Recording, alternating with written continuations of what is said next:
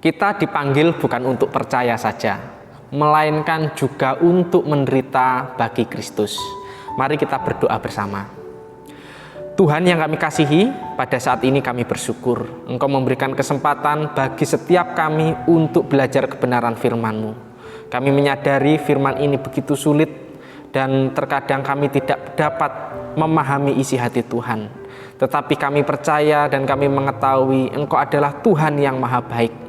Engkau memberikan pengertian dan pengetahuan bagi kami, sehingga iman dan juga pertumbuhan kerohanian kami semakin lama semakin dewasa. Kami berdoa biarlah Tuhan sendiri boleh membawa kami semakin dekat kepada Engkau dan boleh melakukan kebenaran firman-Mu. Berkati hamba-Mu yang penuh keterbatasan, kelemahan, dosa ini, biarlah Tuhan sendiri boleh memampukan, menyempurnakan dan menyucikan hamba-Mu ini, sehingga firman ini boleh menjadi berkat bagi setiap kami.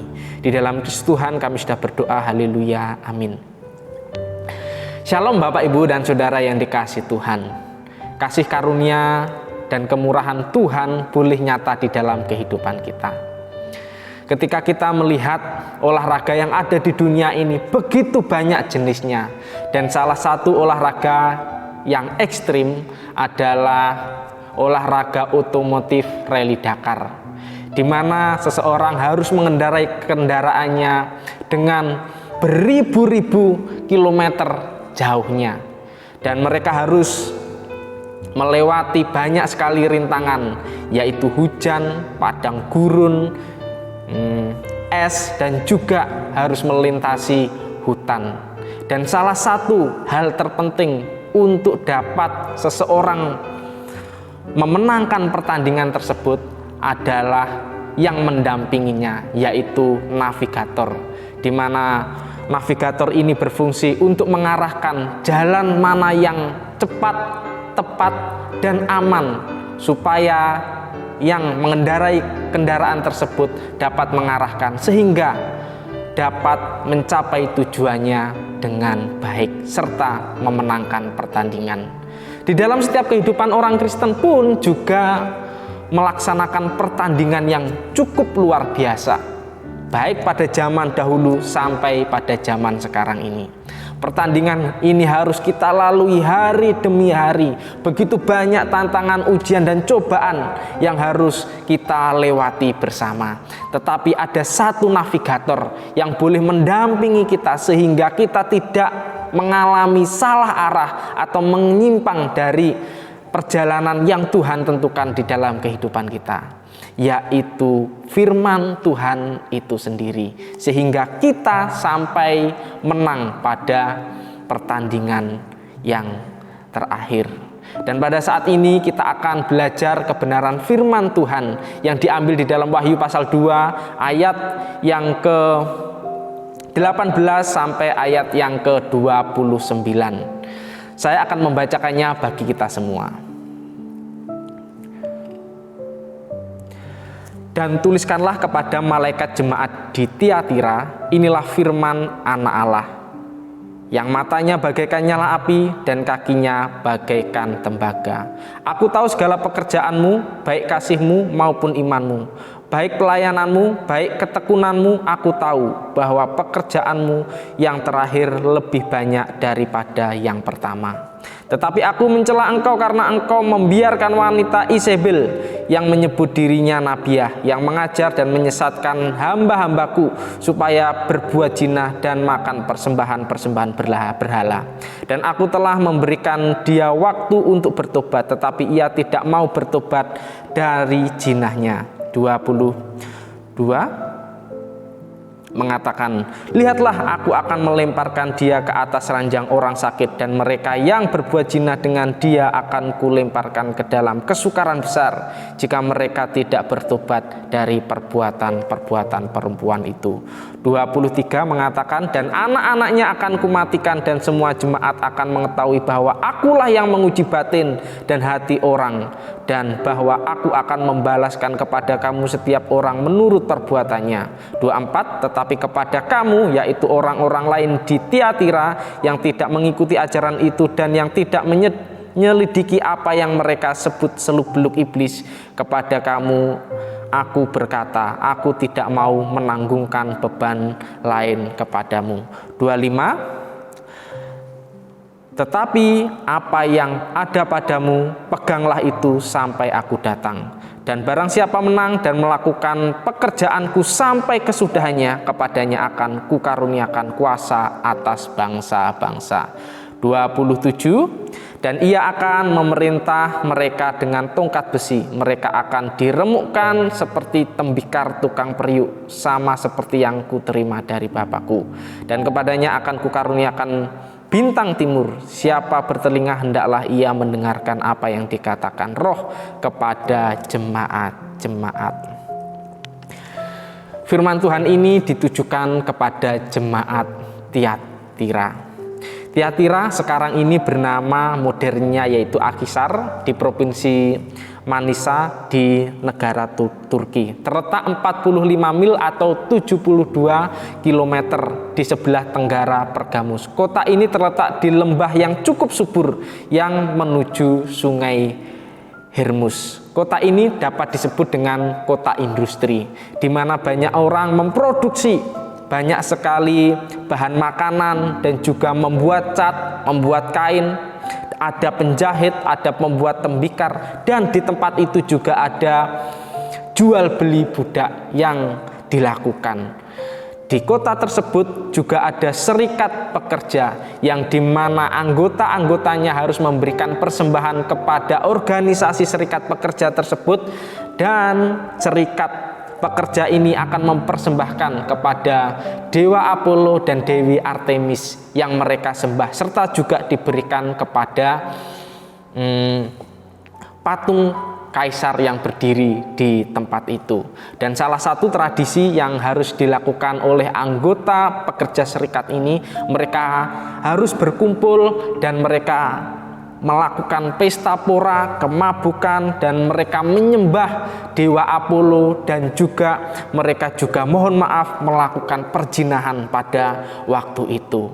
Dan bagaimanakah sikap orang Kristen ketika melihat semuanya ini? Tentulah mengalami namanya kebimbangan dan juga pergumulan yang sangat kuat. Karena ketika mereka berdagang dan mereka memberikan sumbangan atau persembahan, dan ketika pesta itu dilaksanakan semuanya anggotanya harus ikut.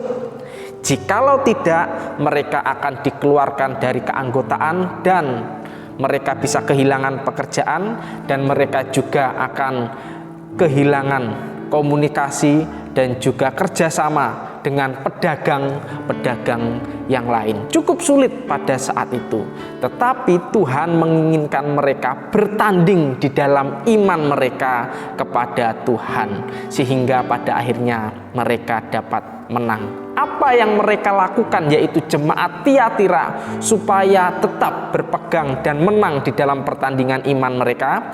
Yang pertama adalah hidup berfokus kepada Tuhan.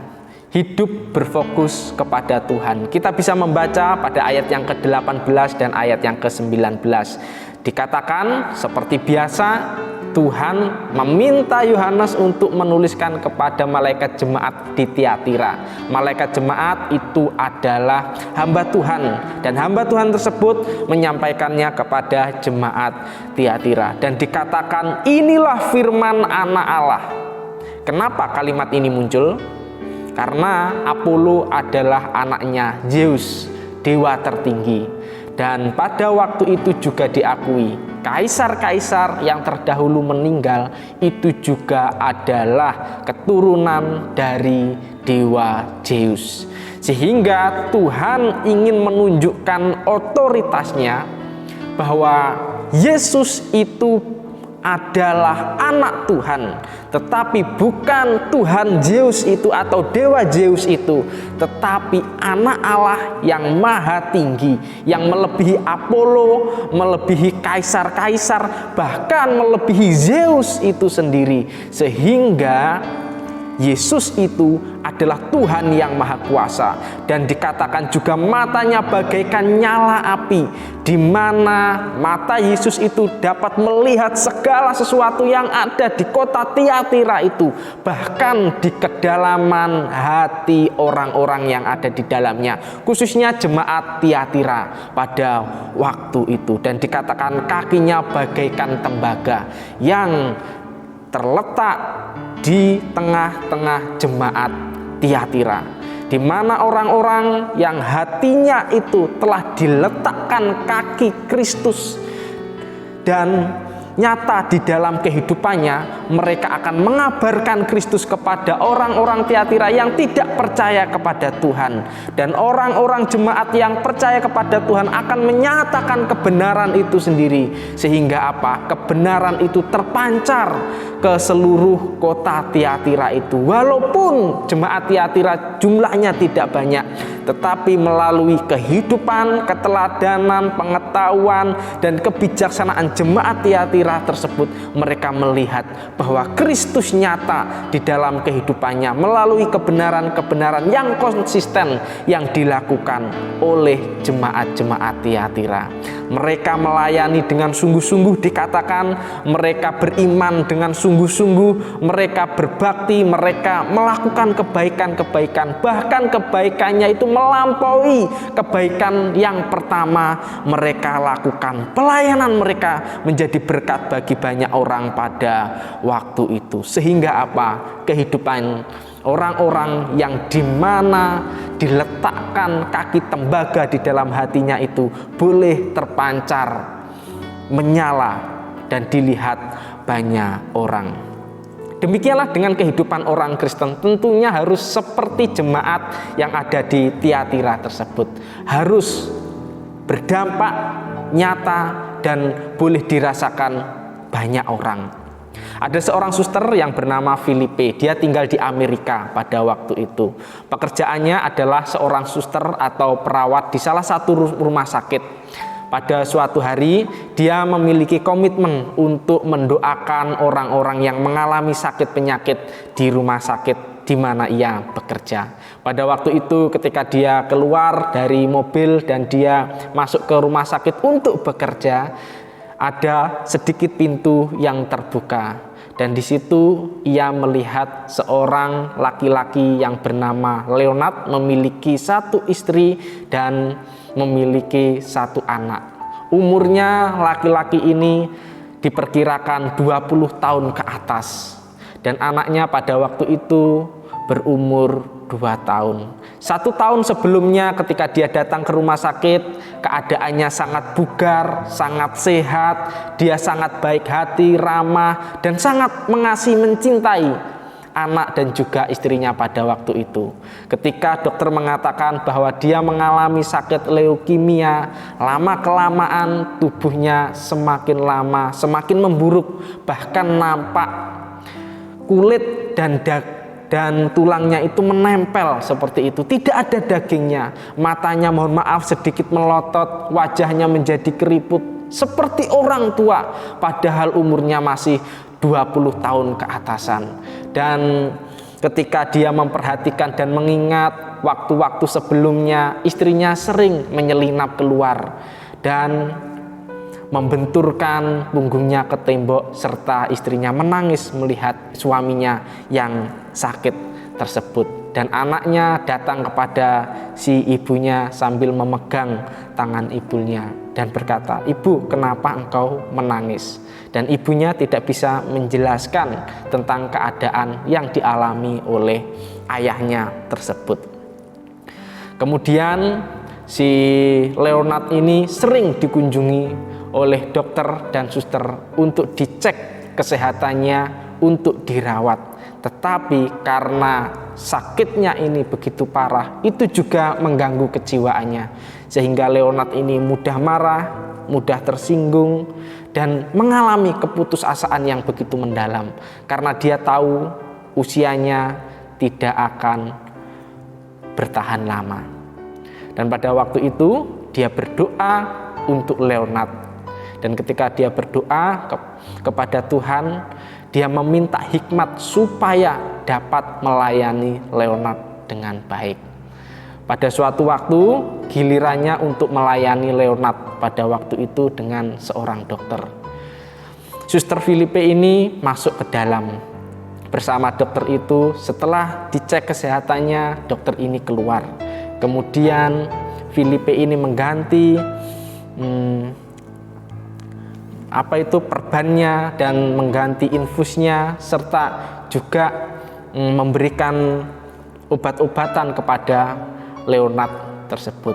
Dan Suster Filipe memberanikan diri dan memberikan tawaran bantuan dan mengatakan, "Pak Leonard, apakah yang saya bisa bantu untuk meringankan sakit Bapak?"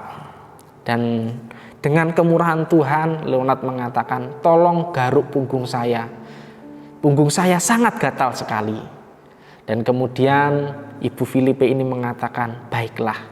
Kemudian dia memiringkan badan Pak Leonard serta memijat punggung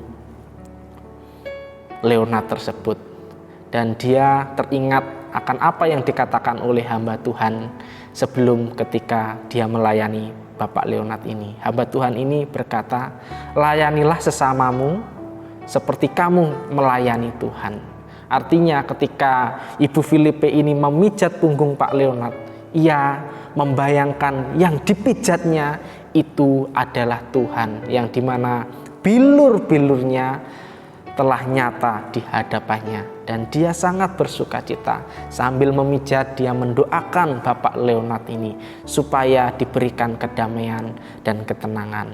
Dan Suster Filipe ini tahu bahwa hidupnya tidak lama lagi, tetapi melalui pelayanannya yang sederhana ini boleh menjadi berkat bagi Bapak Leonard. Saudara-saudari yang dikasihi Tuhan, berfokus dan berpegang kepada firman Tuhan itu akan menjadi nyata di dalam kehidupan kita, di dalam hidup ini melayani. Kita menyadari dan kita juga memiliki pergumulan yang sama pada saat ini. Kita tidak dapat beribadah, kita tidak dapat memuji dan memuliakan nama Tuhan dengan saudara seiman kita. Tetapi ketika kita memiliki hati yang berfokus dan berpegang kepada Tuhan itu sendiri, maka kita percaya pelayanan Tuhan akan dibukakan. Kita bisa melayani saudara-saudari kita, membantu mereka di dalam setiap usaha yang mereka lakukan atau memberikan bantuan makanan atau juga bantuan sembako. Kita juga mungkin dapat mendoakan mereka melalui WA, melalui telepon, melalui jaringan yang lain yang telah ada pada saat ini. Bahkan kita juga bisa mengajak persekutuan doa. Kita bisa mengajak ketika hari Minggu beribadah dengan menelponnya dan beribadah bersama dengan gereja-gereja yang menyediakan fasilitas ibadah online pada saat ini. Kita menyadari banyak hal yang kita bisa lakukan untuk boleh melayani Tuhan. Kita bisa menguatkan, kita bisa mendorong, dan kita juga bisa membantu orang lain. Seperti yang dilakukan oleh Suster Filipe ini. Walaupun sederhana, walaupun tidak nampak, walaupun kecil, itu bisa berdampak besar ketika kita berfokus dan berpegang kepada Tuhan itu sendiri, sehingga kehidupan kita boleh memancarkan kasih Kristus kepada orang-orang di sekeliling kita, karena Tuhan melihat hati kita yang sungguh-sungguh melayani Tuhan. Bagaimana dengan kehidupan kita pada saat ini? Apakah kita sudah lakukan dalam hidup ini? Jikalau belum, marilah kita lakukan sehingga Tuhan melihat kasih kita. Dan yang kedua yang Tuhan ajarkan di dalam kehidupan kita adalah bagaimana kita dapat menang dalam pertandingan iman yang pada saat ini kita jalani. Yang kedua adalah kita tidak menyimpang dari jalan Tuhan. Kita tidak menyimpang dari jalan Tuhan. Ketika kita membaca ayat yang ke-20 sampai ayat yang ke-23, dijelaskan bahwa Tuhan mencela seseorang perempuan yang bernama Isabel pada saat itu, yang dimana ia mengaku adalah seorang nabi, kemudian mengajar lalu menyesatkan setiap jemaat yang ada di Tiatira tersebut.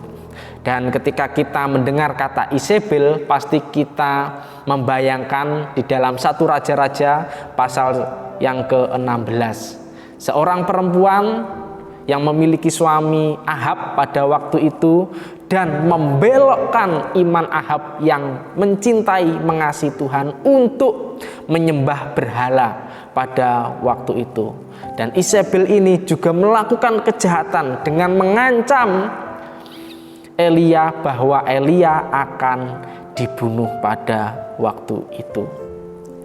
Isabel pada waktu itu adalah perempuan yang hampir sama dengan Isabel yang ada di dalam 1 Raja-Raja pasal yang ke-16, menyimpangkan iman jemaat Tuhan kepada hal-hal yang tidak tepat atau kurang tepat. Jemaat yang sudah percaya, sudah mengasihi, sudah mencintai, sudah berpegang serta berfokus kepada Tuhan, disimpangkan sehingga mengajak jemaat-jemaat tersebut untuk menyembah berhala, untuk datang, mohon maaf, melakukan perzinahan, dan mereka juga makan makanan berhala yang tentunya tidak diserahkan kepada Tuhan pada waktu itu, sehingga pengajarannya itu membawa jemaat yang dulunya dekat malah menjauh kepada Tuhan. Dan pada akhirnya apa yang Tuhan katakan? Tuhan menginginkan Isabel ini bertobat dan kembali kepada Tuhan. Jika tidak, Isabel ini akan dibawa kepada ranjang yang penuh kesakitan, dan bagi orang yang berzina kepadanya juga akan mengalami penderitaan, bahkan anak yang dia lahirkan pada waktu itu. Apakah penyesatan-penyesatan, pengajaran-pengajaran yang tidak berkenan di hadapan Tuhan masih ada sampai saat ini?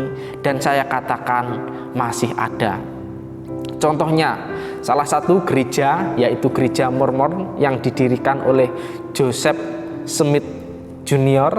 yang lahir pada 23 Desember 1805.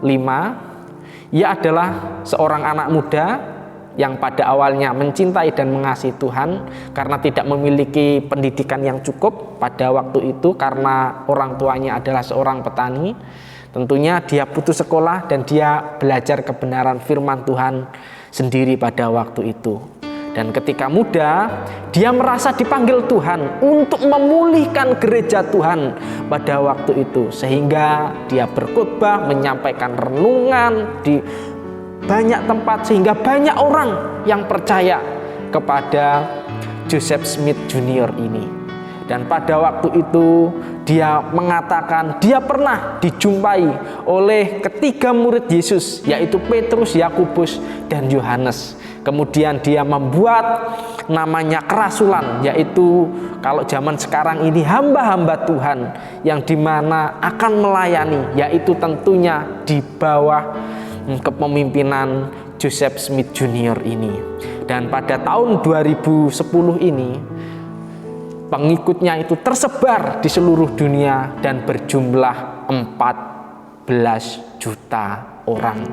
Apa sih pengajaran dari Joseph Smith ini sehingga menyesatkan umat-umat Tuhan yang telah mengasihinya lebih awal? Pertama, mereka menganggap Tuhan itu dulunya adalah manusia biasa dan kemudian berubah menjadi Allah karena kebaikannya. Dan yang kedua adalah mengizinkan poligami, sehingga Joseph Smith dikatakan semasa hidupnya memiliki 30 istri lebih pada waktu itu. Dan yang selanjutnya, Yesus itu adalah saudaranya Lucifer. Dan yang keempat, Yesus itu menikah dengan Maria dan Marta. Sebelum dia meninggal, yaitu Yesus, dia memiliki anak. Mereka juga dapat membaptis orang-orang mati dan mengizinkan orang-orang yang mati ini diselamatkan oleh Tuhan. Itu adalah pengajarannya. Dan yang terakhir, tidak mengizinkan orang keturunan Afrika untuk menjadi hamba Tuhan. Ini adalah sikap rasialisme yang ditunjukkan oleh pengajaran dari Joseph Smith ini di dalam kehidupannya. Di dalam kehidupan kita di Indonesia pun juga ada sampai sekarang ini, yang dimana iman yang telah diajarkan dan sudah menjadi hal benar disimpangkan menjadi pengajaran yang tidak benar pada saat ini. Sadar atau tidak sadar, itu merasuk gereja-gereja yang ada di Indonesia. Contohnya saja Bapak, Ibu, dan Saudara yang dikasihi Tuhan, kita menyadari perjamuan kudus itu memiliki makna supaya setiap orang yang telah percaya kepadanya dan yang telah dibaptis memperingati akan penderitaannya dan juga akan kematian Yesus di kayu salib menebus manusia dari dosa. Tetapi beberapa hamba Tuhan, mohon maaf, dan beberapa orang menyimpangkan ajarannya bahwa perjamuan kudus, anggur, dan juga roti itu dapat menyembuhkan seseorang ketika sakit. Sehingga ketika mereka, yaitu jemaat, datang beribadah, fokusnya itu bukan kepada Tuhan lagi, tetapi fokusnya kepada kapan dan bagaimana Tuhan menyembuhkan sakit saya yang ada di dalam tubuh ini. Sehingga tidak jarang orang-orang yang mendapatkan anggur dan roti itu berdoa bukan untuk memperingati akan penderitaan Yesus yang menebus dosa manusia, tetapi doanya, Tuhan tolong anggur dan roti ini bisa menyembuhkan sakit saya. Dan tidak jarang setelah ibadah selesai, beberapa jemaat datang kepada pengurusnya meminta anggur dan juga meminta roti lagi untuk disimpan di rumahnya, dimasukkan ke dalam kulkas. Ketika mereka sakit, mereka bisa mengonsumsi anggur dan roti ini sehingga mereka disembuhkan oleh Tuhan karena sudah didoakan oleh hamba Tuhan pada waktu itu. Ini merupakan suatu penyimpangan yang tidak dikehendaki Tuhan di dalam kehidupan orang-orang percaya. Ada lagi penyimpangan yang pada saat ini mungkin kita rasakan atau mungkin kita ketahui. Ada hamba Tuhan yang mengatakan baptis itu harus selam. Kalau tidak selam, baptisnya itu tidak diakui oleh Tuhan. Sehingga ini akan menjadi suatu pergumulan yang begitu berat bagi orang yang sudah tua menyerahkan dirinya kepada Tuhan dan juga sungguh-sungguh mau diakui oleh orang-orang bahwa dirinya adalah orang Kristen. Sehingga ketika sudah tidak berdaya sakit lagi, kalau diselam pasti tentunya orang ini akan meninggal. Tetapi makna dari baptis itu bukan masalah selam atau percik atau hal-hal yang lain, teknis-teknisnya. Tetapi sebaliknya, selam itu lebih dari maknanya. Mengakui Tuhan dan Juru Selamatnya secara pribadi dan menyatakan imannya kepada orang-orang di sekelilingnya. Kita menyadari baptisan tidak menyelamatkan, tetapi baptisan meneguhkan dan menyatakan dirinya kepada orang lain bahwa dia adalah pengikut Tuhan. Dan beberapa waktu yang lalu saya pernah sharing dengan seorang hamba Tuhan di media sosial. Hamba Tuhan ini mengatakan bahwa orang sakit adalah orang yang berdosa di hadapan Tuhan, sehingga menghukum orang tersebut dengan sakit penyakit. Dan apakah ini benar? Bagi saya ini tidak benar. Karena apa? Memang sebagian orang sakit karena tindakannya sendiri, mungkin mencuri, mungkin membunuh, mungkin melakukan kejahatan kepada orang tuanya, saudara, dan orang lain, sehingga Tuhan menghukumnya dengan sakit penyakit. Tetapi di sisi lain, Tuhan mengizinkan seseorang sakit itu untuk memperkuat imannya kepada Tuhan. Salah satunya adalah Ayub.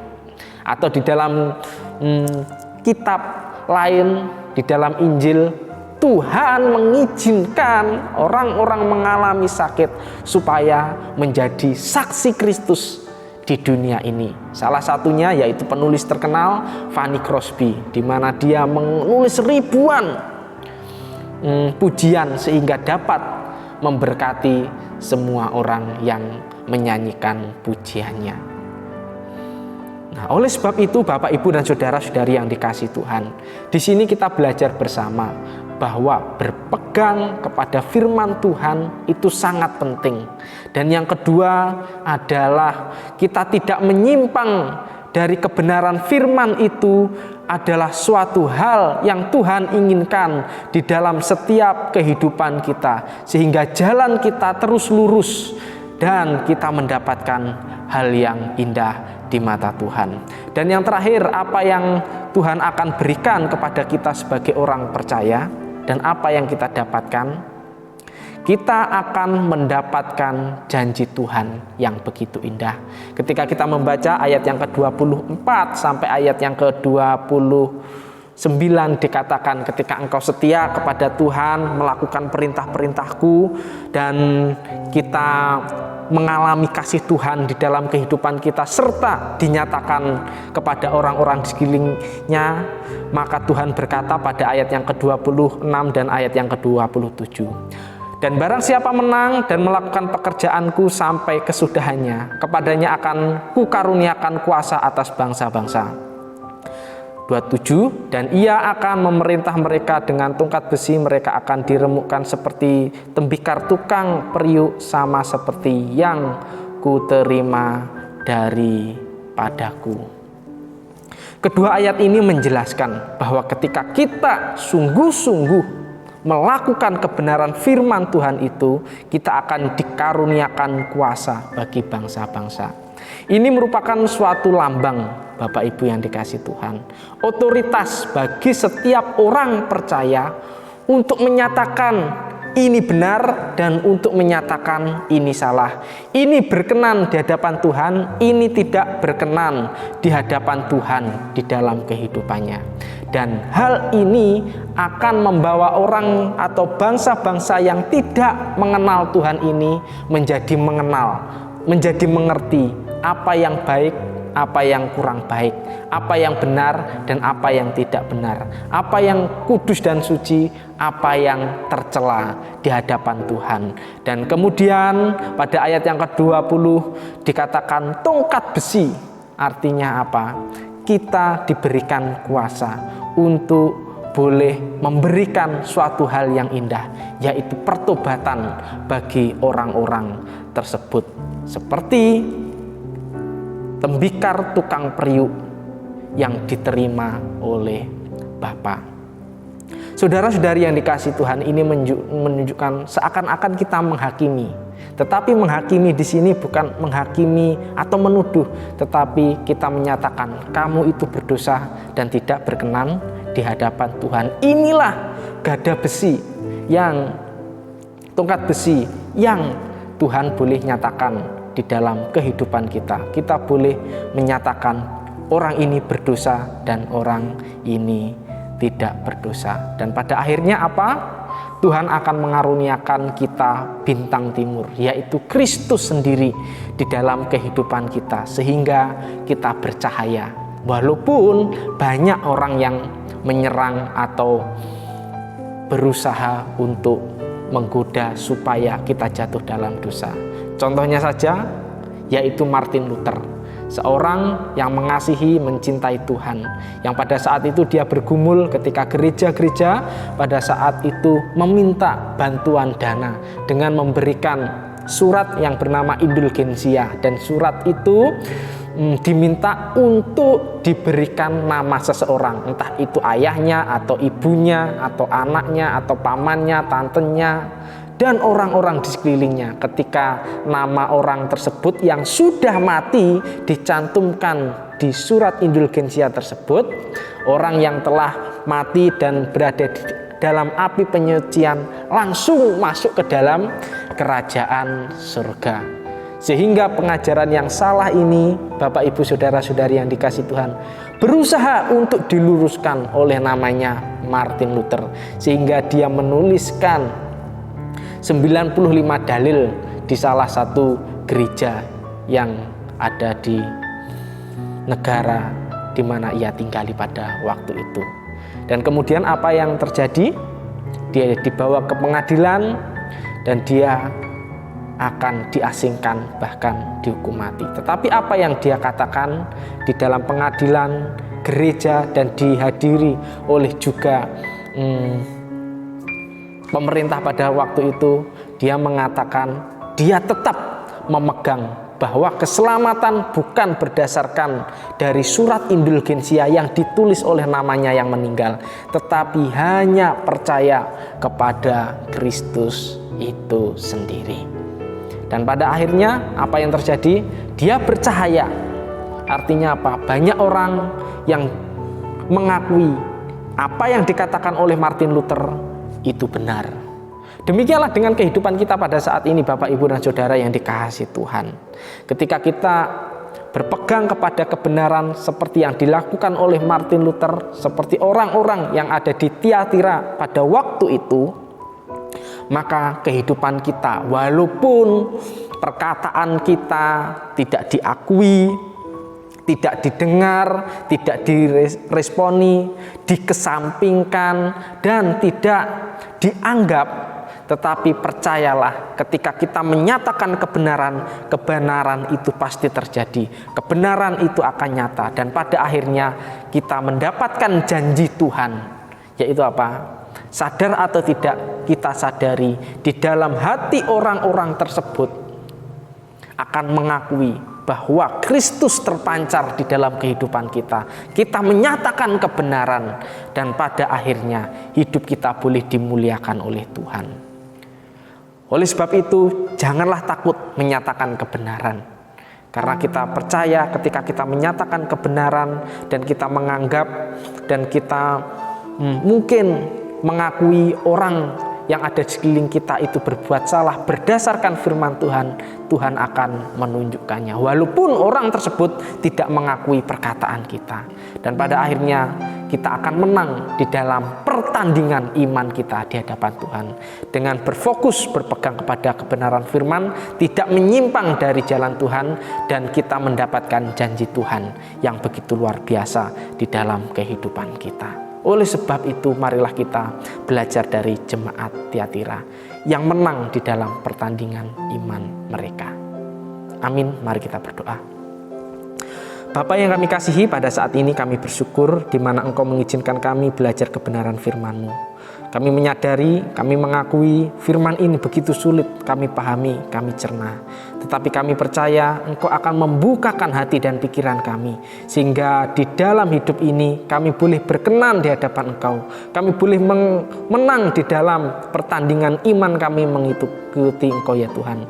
Sehingga kehidupan kami menjadi berkat bagi keluarga kami, bagi teman sekerja kami, dan bagi negara kami ini ya Tuhan.